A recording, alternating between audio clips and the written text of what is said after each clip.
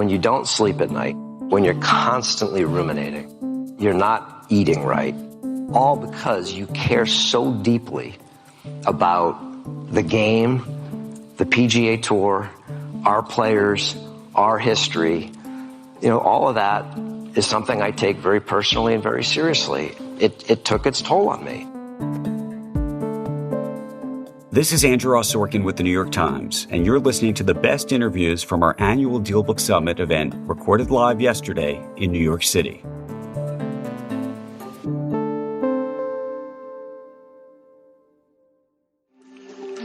I want to welcome Jay Monahan to the stage, of course, the PGA Tour commissioner. And in this moment, he very well may be the most consequential person in the world of sports as we think about things, not just in sports, but geopolitically as well. Monahan has, of course, been at the center of a brewing fight, frankly, a geopolitical one over the future of golf. He negotiated the deal for the league to merge with LIV Golf, backed by the Saudis. It set off a firestorm, which you all know about in Washington and far beyond. Players protested.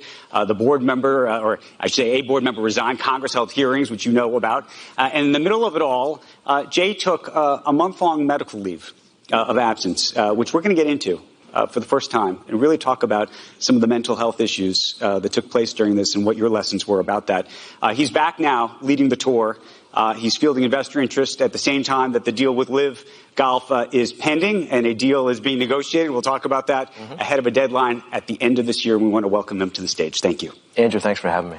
Great to be here. So just take us inside your thinking, and we'll talk about the mental health stuff in a minute. But we saw such a sort of groundswell around this transaction and the future of golf.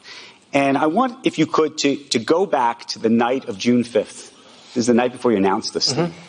And I'm so curious what was running through your mind then about how a transaction like this was going to be received by the public, by the players, by government. What were you thinking then?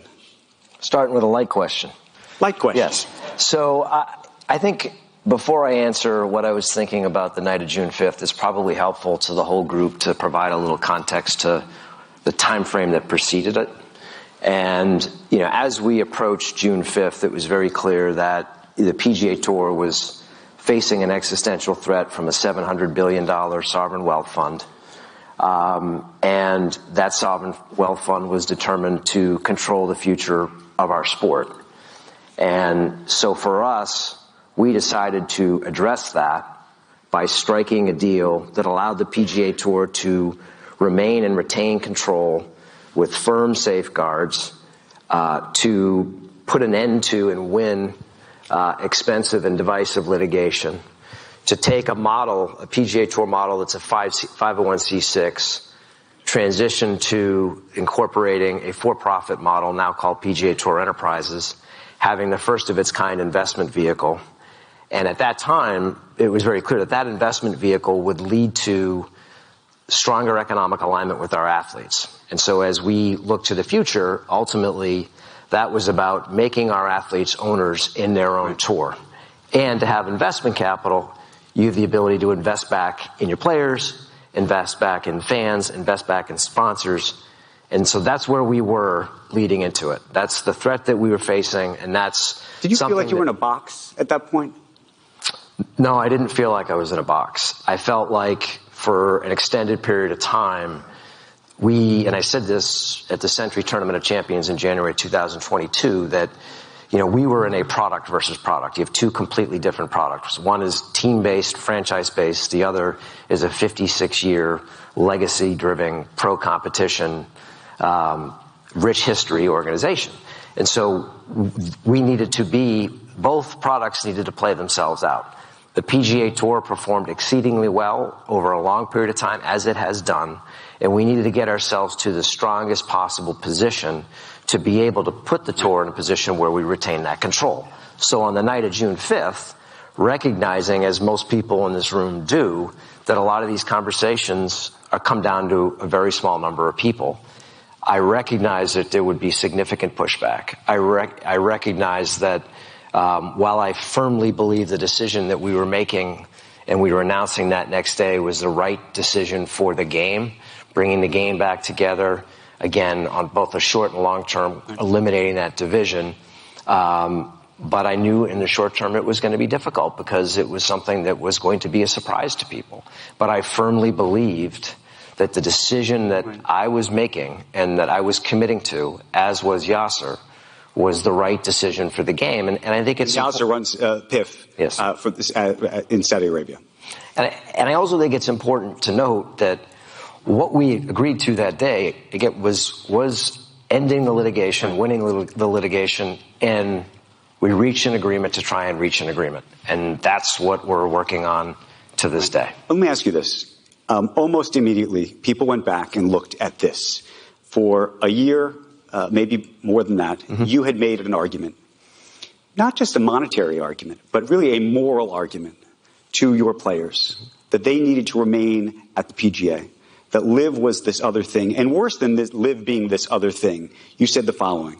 You said, I think you'd have to be living under a rock to not know their significant implications as it relates to the families of 9/11. I have two families that are close to me that lost loved ones. So my heart goes out to them. I would ask any player that has left or any player that would ever consider leaving, have you ever had to apologize for being a member of the PGA Tour? And that pulled on a lot of players' heartstrings to say, you know what, I'm not taking the money, I'm going to stay. And then all of a sudden, the story is reversed on them.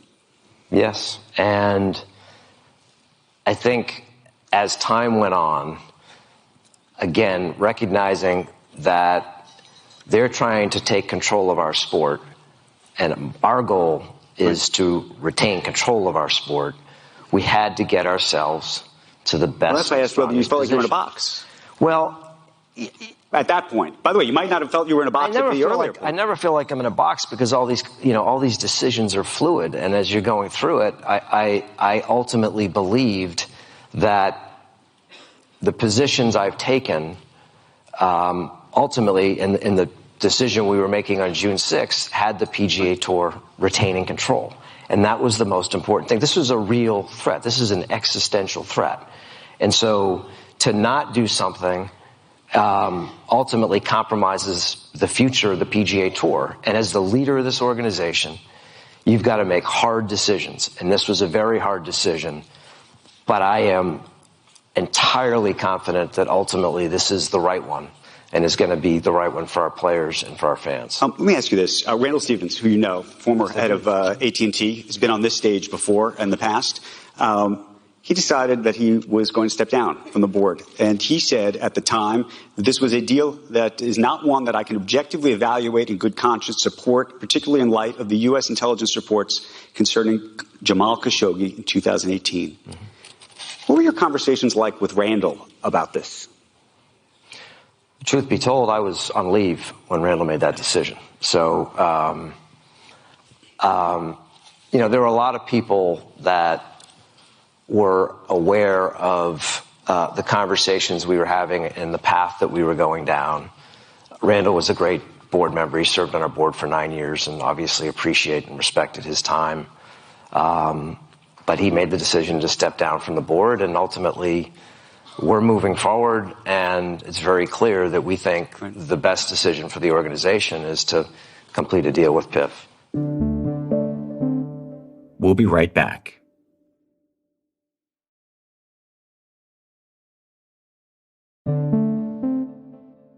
There's a big question mark, I think, in the business world still, and not among all anymore. But after the murder of Jamal Khashoggi, about whether to do business with Saudi. Is there a penalty box? Is there a statute of limitations? Should we be in business now? Do you look at what President Trump was doing and say that reopened business? Is the fist bump with Biden and MBS, is that the open door to say go for it? Were you thinking about this issue at all as you were going down this road? Of course I was.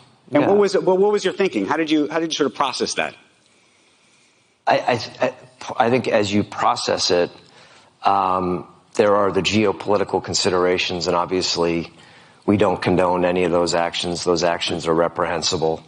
But you're also looking at a fundamental change in our industry where you have a sovereign wealth fund and sovereign wealth funds, a new investment class coming into sport. You look at what's happened in golf, but you also look in the English Premier League, you look in other sports. Well, and a lot of people are looking at this deal for that very reason. And we were also looking at some of the other investments for that very reason, too, to try and determine where this was all going. And for us, again, being in a position to now have a productive minority investor that is investing in us because of the strength of our business. Right. And I'm just going to take a moment to talk about the strength of our business. Okay, we're sitting here at the end of 2023. We're coming off a year where through 2030 we have $5 billion in media rights committed through the best media partners in the world, NBC, Golf Channel, CBS, ESPN+, $5 billion in contracted sponsorship revenue. This year, hopefully you all saw Full Swing. We were top 10 in Full Swing. On ESPN+, the PGA Tour for the second year in a row was the most viewed live sports programming. Our social platforms, people celebrating the game, continuing to grow. And so we put ourselves in the strongest possible position, and PIF is an investor, and they've invested in golf, and their investment isn't working. And this was an opportunity to invest in a management team and a tour and a model that is proven and is going to continue to work at a very high level. How much do you think that the challenge that was created was what's called the rollout? How this rolled out? Meaning, when this was first described to the public, it was described as a merger, actually. A lot of people looked at it and thought that there was a merger happening. Sports Illustrated said that all of this would have been different if the following happened. I will play this to you. I'm very curious. If you had said to the players, I have some surprising news, I want you all to hear it first. First of all of LIV Golf's lawsuits have been dismissed. They cannot be brought back. Second, the Saudi Arabian government would like to give us full control over the future of LIV Golf, invest billions in our tour instead of our rival. We would, of course, retain control of the PGA Tour and our business operations as well. All they want is one seat on our policy board and a minority stake in our business. Don't worry, I haven't committed to anything. Mm-hmm. What do you think about that version? Do you think that would have gone over differently? Listen, I've been pretty direct and honest in owning the fact that the rollout was a failure on my part. I've owned it, and I continue to own it. And the way it was portrayed was incorrect. And I fast forward to today, and you look at the way that the players are talking about the possibilities here, the possibilities with PIF, the fact that the move that we made on June 6th has created an opportunity to invest in a global professional sports league, the first of its kind, has created a lot of other interests. And so there have been some developments since that day. And as we've gotten into these discussions, our players, who ultimately are going to be responsible for the deciding vote and moving forward, are starting to see that what we've done on this, what we did on that day, has a lot of merits and ultimately is going to be in the best long-term interest of the tour. But going back to your question, if I had come out and said it that way, I think that. Would you think the Saudis would have gone along with that way, or do you think they wanted the other version?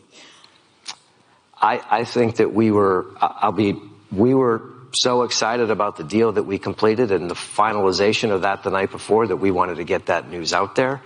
And we wanted to get it communicated to the world at large and ultimately get to a place where you could take a framework agreement and see if we could complete it. If I could do it differently, I was in New York City, I would have flown to Toronto and I would have had that conversation with our players. I didn't do it. But I think we've taken a lot of steps to rectify that, and players understand what it is we're doing. Let's talk about the framework and the deal and all of that in just a moment, but let's talk about you. Okay. So then what happens? What happens with you personally? As this is all playing out, we're seeing headlines everywhere. There's going to be hearings in Washington. Players are screaming. They're upset. Others are behind the scenes upset about the process. And you are thinking what? What's happening to you in your head? Well, I think what's happening to me in my head around that time frame was not too dissimilar to what was happening to me in my head in the months prior to it. And that this had been an extended conflict. And in an extended conflict, it had affected me, my mental and my physical health. And I always felt like I was a step away from being able to regain that. And that was faulty thinking on my part. What do you mean? So when you say that you were feeling, what were you feeling?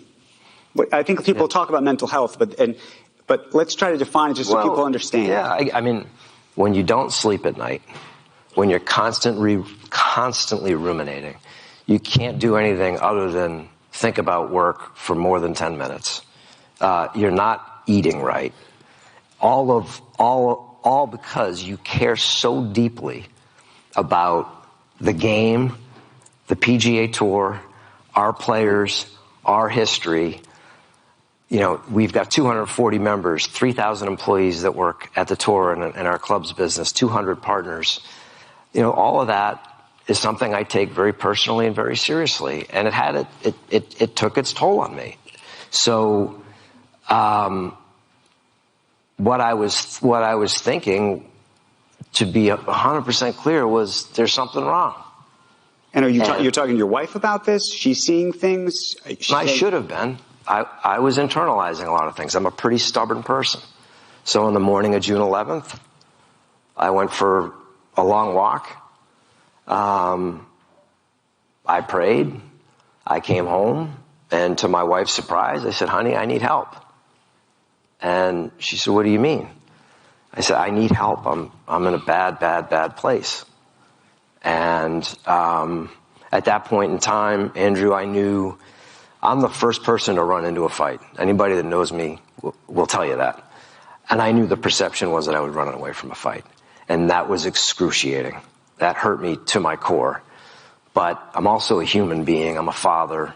I'm a husband. I'm a family member. And I realized that I had to get myself right. But I also had a responsibility to anybody that was offended by the decision I made to come back as the strongest possible person and leader with the tools to be able to deal with what were going to be the obvious stresses going forward. So when you come home to your wife, I mean, one of the other things is, it sounds like you're admitting this to your wife for the first time. She doesn't know this? She knows I'm struggling, but she doesn't know that I'm struggling to that degree. And what degree was that? And how worried were you? I mean, it takes courage not to say this to your wife, but then to effectively step away from the game, step away from the role. Mm-hmm. And how concerned were you just about showing weakness in that moment? I mean, I think a lot of people who have mental health issues, mm-hmm. Depression, mm-hmm. anxiety, the last thing they want to do is show anybody a sense that they have a problem because they're worried. People are going to say, you know what, they can't handle it when the times get tough, right? Mm-hmm. How much did that go through your head as you're thinking to yourself, I'm going to have to call somebody. I don't know what happens next. You then decide, I imagine, you got to call someone at the office and say what? Well, to the first part of your question, listening to so many other people talk about their anxiety, talk about their depression, talking about the steps that they took to get themselves right and their work, the fact that they're a work in progress. There's so many leaders and so many brave people that I've watched. So to me, I actually saw it as a strength. And in that, I was going to come back stronger, and it was very clear this is something I needed to do. And I at that point in time, and it's my nature, I wanted to make certain I was all in on this, and that I could go and I could spend the time to learn about the mind and how the mind works and why my mind was the way it was, and how do I get to a place where I have the fundamentals to deal with it. So what was that? What was that experience? Did you have a doctor that you were seeing at the time? Can I ask? Let's go down the road so people understand what we're talking about here. That experience was, my wife and my wife primarily, doing some research and finding the best place for me to go to get care. And so that's exactly what we did. We researched for a couple of days, and I was at the home, and we went, and I spent time in inpatient, and I applied myself. And by the time I got through that program, my doctors, my family looked at me and said, you're ready to go do, what you came here to come back to do. And so before you go in, though, I assume you have to call somebody. I know you're the boss, but everybody's boss has another boss. Who do you call? You call the chairman of the board. And you say what? PGA Tour. And how scared were you when you made this phone call? Or maybe you weren't scared. I don't know. It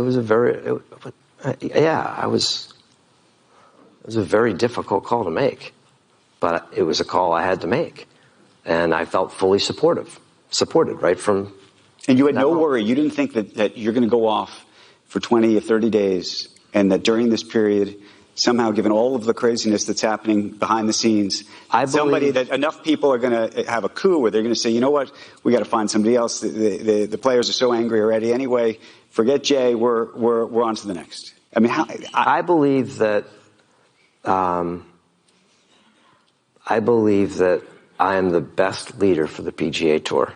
I was the best leader for the PGA Tour before June 6th. And I was going to be the best leader for the PGA Tour. Where do you get that? I like the. I mean, we don't get enough time to talk on this stage about how people feel. You actually do exude a sense of confidence. You have confidence about yourself. And I'm so curious where you think that comes from, especially in something like this. Because I've been a competitor all my life, and I am surrounded by a great team. And we've made a lot of great decisions together for the PGA Tour. The players have driven a lot of great decisions. And I didn't know how long I'd be gone. There's always the prospect that you don't come back. But I had enough faith in myself and my faith in others that. Can I ask this? And I think there's a lot of people also that sometimes feel like they have anxiety and depression, and they don't know they don't know where the line is. Meaning, when that you're supposed to get help? Are you not supposed to get help? Is it going to go away? What is it? Can you speak to that for everybody in this room? I mean, even in the days prior to this, I'm sure there were a lot of people who thought that I was anxious about this event, and I was, by the way. No, but I say we laugh, but it's true. And I just wonder, for those who do deal with questions about what's happening in their head all the time, what the lessons of this whole experience were for you, and also what you learned at the medical facility that you were at. I mean, were there things that you took? Well, I was anxious coming into this meeting with you today. Yeah. And so for me, the things that I've learned, and it sounds trite, but simple things like journaling, like spending time in my faith every single morning, reflecting, being in the gym, eating properly, breathing. Like, these are things that I'm doing every single day. They're techniques. And I also, you'll hear people talk a lot about, I focus on the things I control. Right. I wasn't doing a good job of that. I was confusing that. I am fully focused on the things I control. And so you have to realize that it's part of life. It's part of who I am. It's my truth. And I am a work in progress, and I'm just every single day trying to improve. But coming back to the process that we've been through, I think for everybody in this group, you realize that, and people have made far more consequential decisions than the one that I've made, and ultimately the one that we're going to make, that you have to look out over the horizon. You have to believe in your heart of hearts that what you're committing to is the right decision. And you have to be willing to take all the criticisms. And there has been a lot of it. And there will continue to be more of them. But when this gets finalized, the PGA Tour is going to be in a position that I talked about earlier, where, again, the athletes are owners in their sport, and you've got not only the PIF, but you've likely got another co-investor with significant experience in business, in sport, and brand that's going to help take the PGA Tour to another level and help us take share from other sports and even be more competitive. Tiger Woods recently was actually very, very supportive of you just in the past 24 hours. He made some nice comments about you. But one of the things he also said, he was asked about the deal and whether the deal would actually get done by December 31st. And he seemed to suggest, well, maybe we won't get it done by December 31st, but we're on the path. How important is that deadline? Is it possible that just that as long as you're on the path, it could get pushed into January to the extent that people care about the timing of all this? Well, we're having conversations with multiple parties. The deadline for our conversations with PIF is a firm target. I'll be with Yasser next week, and we continue to advance our conversations. And I think it's pretty well known that there's a large number of other interested parties that we're also pushing. How do you think about the distribution of the money to the players? That's a big issue because a lot of it appears now that the best 10 players, the most famous 20 players, will get paid an extraordinary amount of money, and everybody else effectively won't. How do you deal with that? I think our players and our 6 players that serve on our board, and they are spending, Tiger being one of them, but those players are spending a ton of time helping us work through what that looks like in the future. And what's most important to our players is that they go from this model of being an independent contractor to being owners. And so that ownership is going to be based on performance, but I expect they're going to get equity. They are going to get equity. First time we've ever seen this. Correct. And they will get equity at scale in terms of the broader membership.